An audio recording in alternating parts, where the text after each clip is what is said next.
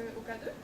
Oui, non, on l'a pour vrai. Donc, une dame de 55 ans qui a beaucoup de reflux, dans le fond, elle consulte en chiropratique également, pas nécessairement pour spécifiquement les reflux, là, mais elle remarque une diminution de ses reflux, justement, là, tout de suite après le traitement de quelques jours. Puis après ça, ben, malheureusement, ça revient. Elle insiste, elle veut avoir les bons professionnels pour avoir les meilleures informations, être le mieux dirigé possible. Et justement, comme le disait Anne-Anne, elle a un emploi du temps terriblement chargé. Elle a un horaire de sommeil et un horaire de repas absolument erratique et complètement bouleversé quotidiennement par son travail là, en tant que propriétaire d'une maison de retraite. Massothérapie, c'est un mot. Donc, en massage, en fait, moi, ce que je lui conseillerais, c'est vraiment un massage plus au niveau détente. Parce que normalement, environ un massage d'une heure de détente vaut environ 3 heures de sommeil récupérateur. Donc, si la dame, en fait, ne dort pas beaucoup, ben ça peut toujours l'aider, en fait.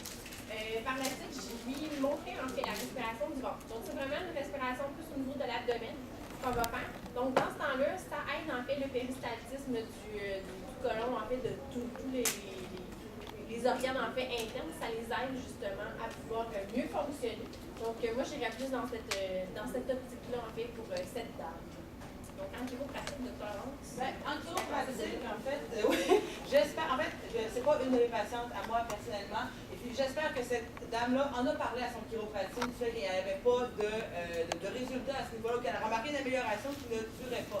Donc, c'est super important quand on est déçu des fois de nos professionnels, c'est parce qu'on ne parle pas assez de ce qui nous déçoit, justement, et je le vois régulièrement. Combien de fois je dis à la patiente, si vous me l'aviez dit, on aurait pu faire de quoi un peu plus tôt, tu me dis pas, je ne peux pas tout deviner non plus. Donc, super important que cette dame-là, j'espère qu'elle communique avec son chiropraticien pour avoir les bons conseils. Justement, sachant cela, le chiropraticien va élargir un peu son champ d'action. Oui, on a des spécialisations, oui, elles reviennent, mais là, il y a des raisons pour lesquelles elles reviennent, ces spécialisations. Donc, on veut investiguer un peu plus largement au niveau, justement, de cette attitude, au niveau de la posture, du sommeil, cette attitude alimentaire, de repas, au niveau de stress et tout ça. On a des conseils qu'on peut donner et référer à des bons professionnels là, pour justement être capable d'atteindre un meilleur équilibre. C'est sûr qu'on va continuer à travailler au niveau mécanique des subluxations en tant que tel, mais on l'a vu, c'était pas suffisant dans ce cas-ci. Et puis, les chiropratiens est une belle porte d'entrée vers d'autres professionnels quand on lui parle finalement. Finalement, si on est trois à lui parler de l'importance de son hygiène de sommeil, si on est trois aussi, en plus, elle va s'entraîner chez Cardio Plein Air ou que finalement, vous êtes un ami proche ou peu importe, je pense que si on table tous là-dessus, mais je pense qu'elle va finir par comprendre toute l'importance, c'est ça, qu'il faut qu'elle donne.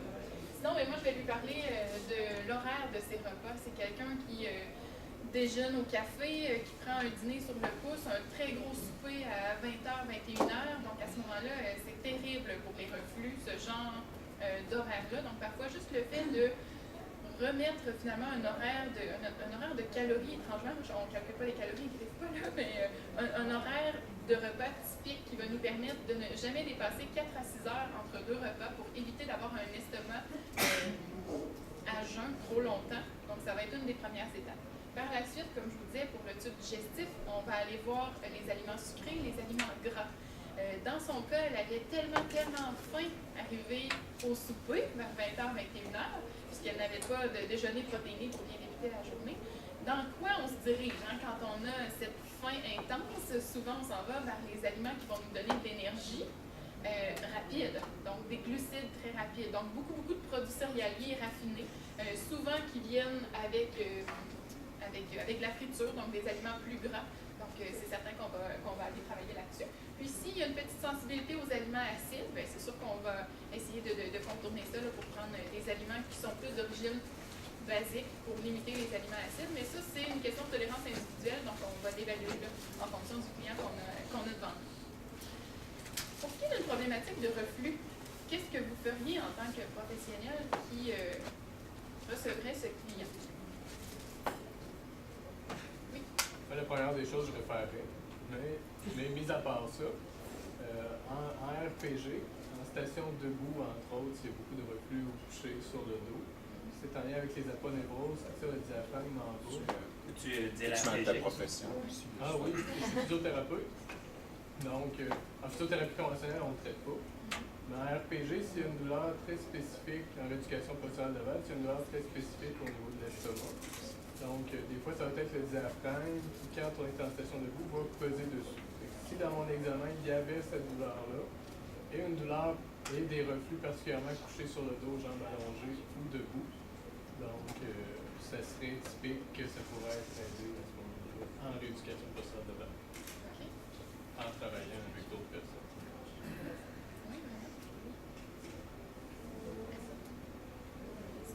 Ce qu'on a abordé tantôt, c'était pas mal ça. Il y aurait vraiment toute la dimension du stress.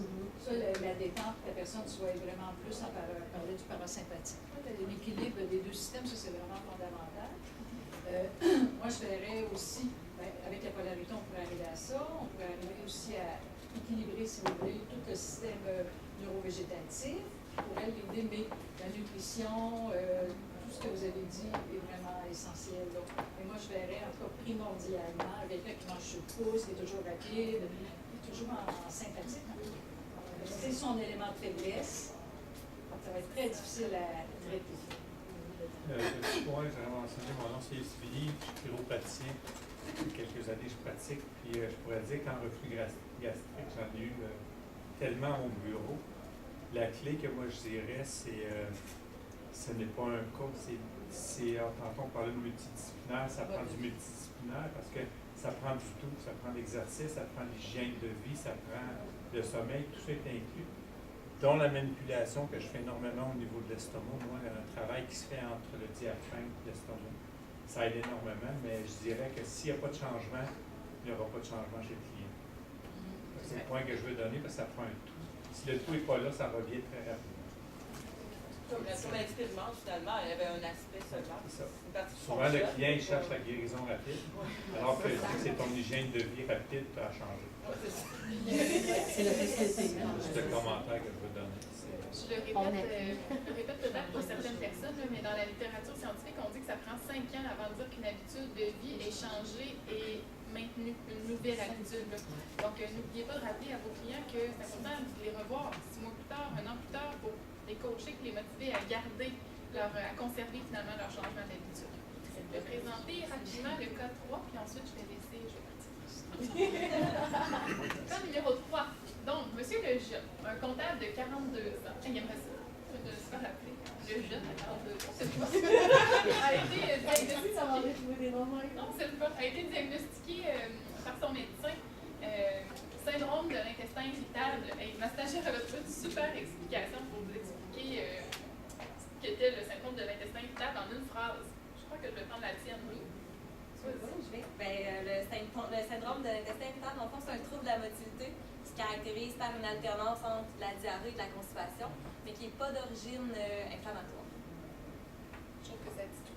Donc, les différents symptômes qu'on avait chez notre client, crampes, encore là, l'alternance diarrhée-constipation, pas de ballonnement par contre. La personne, parce qu'elle entend que ça pourrait l'aider, coupe le gluten, les produits laitiers, sent un peu mieux, là, mais c'est vraiment pas à 100%. Personne très très anxieuse dans la vie de tous les jours, évacue habituellement de son stress en ski de fond, mais il est blessé à la jambe, une douleur inexpliquée qui part de la fesse au talon. Quoi faire? Donc, en massothérapie, en fait, on irait vraiment plus au niveau détente et thérapeutique pour la douleur. Donc, massothérapie détente, puisque c'est un patient, en fait, qui est vraiment plus hyper stressé, en fait, déjà là, très anxieux. Donc, on va y aller vraiment plus au niveau détente, relaxation pour l'aider à respirer lui-même.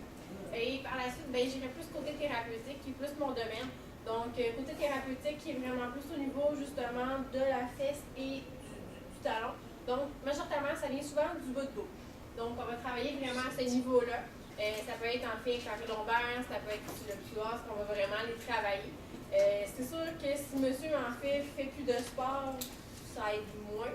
Mais justement, en aidant justement à diminuer toutes ces douleurs au niveau justement de la fesse et du talon.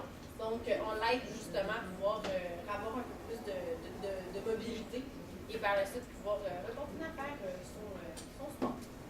En chiropratique, on fait quoi? Ouais, en chiropratique, en fait, on va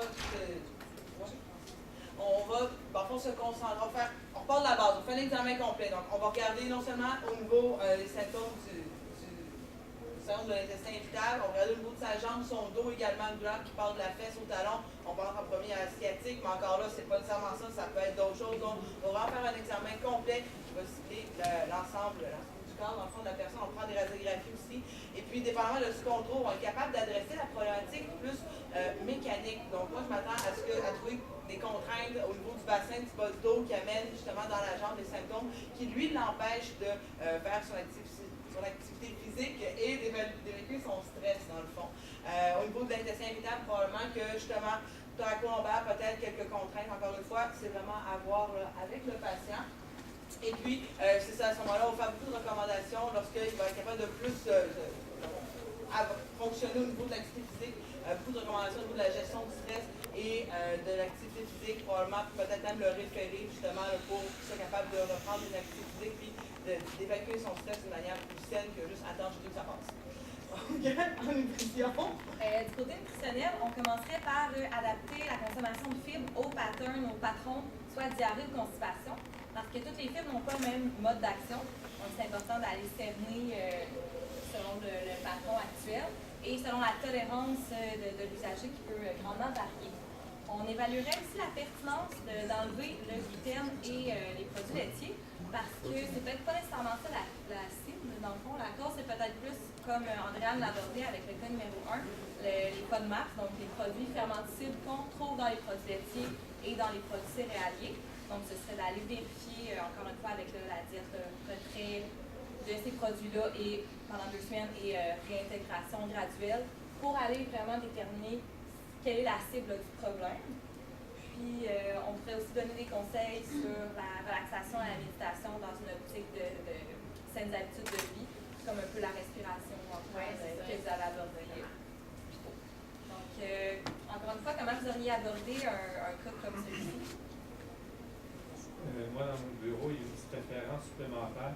Je vais faire un professionnel au niveau émotif pour voir ce qui se passe. Parce qu'il y en a certains que ça fait redéclencher. Oui, bien, comme ça, c'est pas d'origine inflammatoire, souvent c'est plus associé à la gestion des émotions. Dans ce temps-là, il y a une référence qui est. J'ai beaucoup aimé ton. T'as la chance qu'ils vont partir. J'ai beaucoup aimé ton commentaire, un problème de motilité. Ouais. Ça vient rejoindre, en fait, ce que ça me fait penser, c'est que ça vient rejoindre aussi au niveau système nerveux. L'importance de vérifier dans ces gens-là aussi les circulations ou le manque de mouvement, parce que c'est le manque de mouvement à la base qui amène une mauvaise stimulation du nerf, une détérioration du nerf, qui lui ne fait plus sa job correctement. Fait que même potentiellement, le nutritionniste devrait aussi garder toujours un petit peu en tête de peut-être aller faire vérifier s'il y a quelque chose au niveau de la colonne vertébrale qui peut être problématique.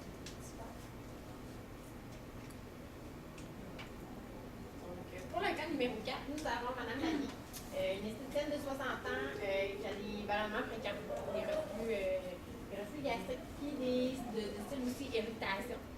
Donc, elle travaille beaucoup avec le public et elle mange énormément de gomme. Donc, ce qu'on peut faire en massothérapie avec cette dame, ben, c'est sûr que j'irais vraiment plus au niveau massage du ventre, un peu comme on l'expliquait tantôt au niveau plus des ballonnements. On va lui dire, c'est sûr, de bouger quand même aussi beaucoup, puisque ça peut faciliter le travail. Et côté mâcher de la gomme, ben c'est sûr, j'irais plus vraiment au niveau de la mâchoire, au niveau du cou. C'est quelque chose, en fait, qui est pas très bon. Normalement, la mâchoire est vraiment pas très... en fait, la mâchoire n'est pas faite pour mâcher de la gomme. Elle est faite pour manger. On n'est pas faite pour mâcher de la gomme. Donc, j'irais vraiment un massage au niveau de l'articulation temporomandibulaire. Donc, on est au niveau de la mâchoire et au niveau du cou aussi, qui stimule en même temps la relaxation. En chiropratique. Ben, en chiropratique, dans le fond, encore une fois, au niveau des ballonnements, c'est le même, puis au niveau c'est la même problématique. On part toujours de la base. On fait toujours un examen, puis après ça, on détermine la cause exacte du problème, puis on peut donner des recommandations. Dans un cas comme celui-ci, je vais vouloir venir vérifier justement la mâchoire, le cou et des maux de tête. C'est possible qu'il y ait des troubles dans la mâchoire, on va amener des maux de tête chez la dame, elle ne le dira pas nécessairement, mais on va quand même investir dans cette direction-là. La mâchoire, c'est comme je le disais, Sarah Maud, c'est pas fait pour mâcher de la gomme. Déjà, juste dans une journée normale, à manger, à parler, à communiquer avec les gens, la mâchoire a déjà plus de 10 000 mouvements par jour. Donc, tu sais, comme, faut pas y en rajouter non plus avec la mastication de gomme, puis comme, ah ouais, on travaille encore plus. C'est vraiment sursollicitant au niveau non seulement de l'articulation, des muscles et des dents également. Il va falloir une référence à faire dans ce cas-ci au niveau d'un dentiste, en fait, pour vérifier la dame, surtout si elle est stressée par son travail ou, dans le fond, le fait que, justement, elle travaille au public, elle a toujours, justement, des irritations. Peut-être la nuit, elle serre les dents également. Donc, il y a vraiment tout un aspect à investiguer à ce niveau-là. Et puis, naturellement, par le chiropratique, on peut le vérifier, l'investiguer et le référer pour traiter directement au besoin. D'un point de vue nutritionnel, ça se règle assez facilement. Donc, c'est de diminuer les principes d'aérophagie, tout ce qui fait entrer de l'air dans le système digestif. Il mentionnait que la dame mange beaucoup de gomme, ça c'est une bonne façon de faire entrer de l'air dans le système digestif qui va ressortir par des rapports. C'est aussi de consommer de l'eau avec des petits boulots, ça peut faire entrer de l'air, parler en mangeant, consommer des boissons chaudes ou des soupes chaudes qu'on a tendance à vouloir refroidir ou tempérer en soufflant ou en créant un mouvement d'air. Donc, c'est ce qu'on investiguerait avec cette personne. Qu'est-ce que vous feriez?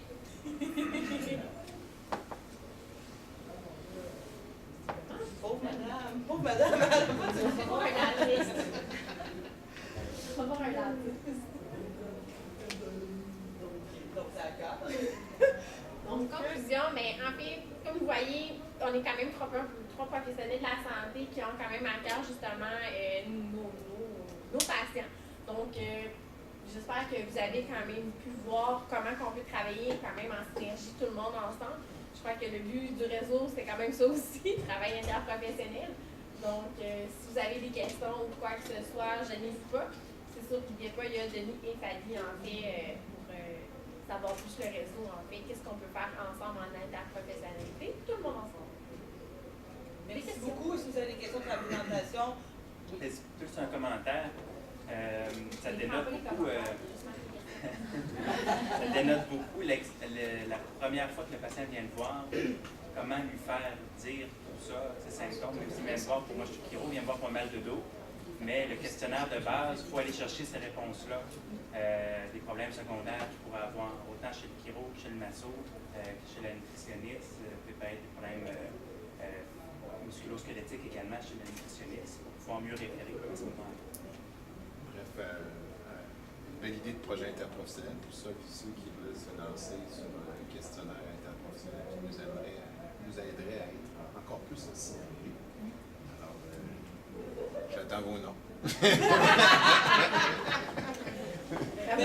Soit que vous nous donnez vos noms ou qu'on aille vous chercher. À la clinique, on utilise déjà un questionnaire qui est très complet, nous autres, justement. Ça fait qu'on a à la clinique, nous, on utilise déjà un questionnaire qui est très complet, puis Sarah Maud utilise également. Qui pose des questions, justement, là, sur l'ensemble. Est-ce qu'il y a des maux de tête, il y a des ballonnements? On vient pour un problème de bas de dos, c'est pas grave. Je veux savoir si tu as la diarrhée, des constipations, d'autres affaires, pour être justement en mesure de... Est-ce que tu serais ouvert à nous en fournir une copie? Absolument. Oui. Il n'y a aucun problème. Je t'envoie ça par courriel tantôt. Écoute, envoyez ça à la directrice est partie des communications. Fait qu'on a plus de communication. On peut l'envoyer à Andréane aussi. On a pas compris. Curieux, est-ce que vous êtes tous les trois dans le même bureau? Non. Non, on est ensemble. Et Andréane travaille. Ok, vous êtes deux dans le même bureau? Oui, on travaille On travaille ensemble. vraiment en collaboration les deux. Parce que la proximité géographique est vraiment importante. Parce que le client, tu sais, d'aller prendre un rendez-vous chez un autre intervenant, lève-toi de bonheur, parce qu'il paye de sa poche, là. Tu sais, je veux dire, quand tu dis, ben, va donc à côté, là, on va te parler, là. Je suis entièrement d'accord avec vous, mais ce qu'on cherche aussi à développer, c'est le leadership en soins interprofessionnels. OK? Que vous, à la suite de ce qu'on vous offre comme outil ici, puis comme activité, comme projet interprofessionnel, vous deveniez un leader à votre tour pour contaminer d'autres personnes.